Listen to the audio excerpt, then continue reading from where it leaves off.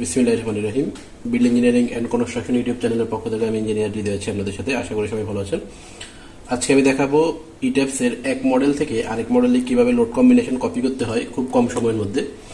এটা জাস্ট 2-3 মিনিটের মধ্যে আপনারা পারবেন আশা করি। তো এখানে আমার এখানে দুইটা মডেল ওপেন আছে, এটা আপনারা দেখতে পাচ্ছেন।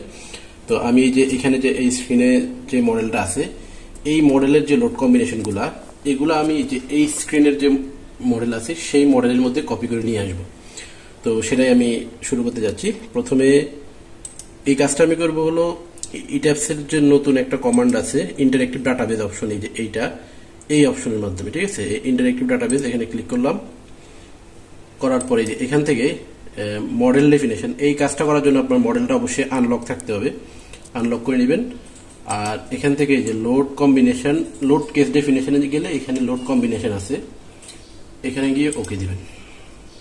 দেওয়ার পরে যে লোড কম্বিনেশনগুলো এখানে চলে আসবে। তো এখান থেকে এই লোড কম্বিনেশনগুলো SF এই পর্যন্ত ধরবেন। হ্যাঁ, এই যে এখান থেকে SF মানে হলো ফ্যাক্টর অফ, মানে যে লোডের যে ফ্যাক্টরগুলো সে পর্যন্ত এই ধরলাম আমি।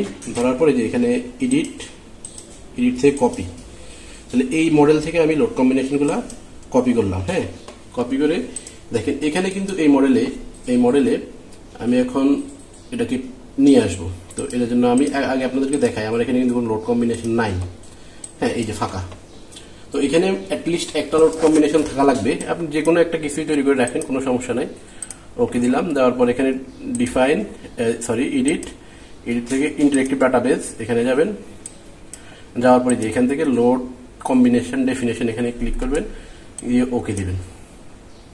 দেওয়ার পরে যে এই উইন্ডোটা আসবে, আসার পর এখানে আপনি ক্লিক করে রাইট ক্লিক করবেন করে পেস্ট করবেন। পেস্ট করলে ওই কম্বিনেশনগুলো এখানে চলে আসবে।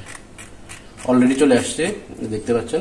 এখানে অ্যাপ্লাই টু মডেল এখানে ক্লিক করবেন। এটা কিছুক্ষণ সময় নেবে, মানে এই মডেলের মধ্যে ইম্পোর্ট হচ্ছে এই কম্বিনেশনগুলো। এখন 1 মিনিট বা 30 সেকেন্ডের মতো সময় লাগবে। ওকে, হয়ে গেছে অলরেডি। আমি এখন ডানে ক্লিক করব। ডানে ক্লিক করার পর আমার এই মডেলের যে লোড কম্বিনেশনগুলো এগুলো এখন দেখতে পাবেন। ডিফাইন লোড কম্বিনেশন, এই যে দেখেন সব লোড কম্বিনেশনগুলো চলে আসছে এখানে। 39টা লোড কম্বিনেশন। আগে কিন্তু একটাও ছিল না, যেটা আমি প্রথমে দেখিয়েছি। এরপর এই মডেলে দেখেন সেম লোড কম্বিনেশন, মানে ওই মডেলটা এই মডেলে চলে আসছে আর কি। এই যে এটা দুইটা সেম কম্বিনেশন, এই যে এখানেও 39টা, এখানে 39টা।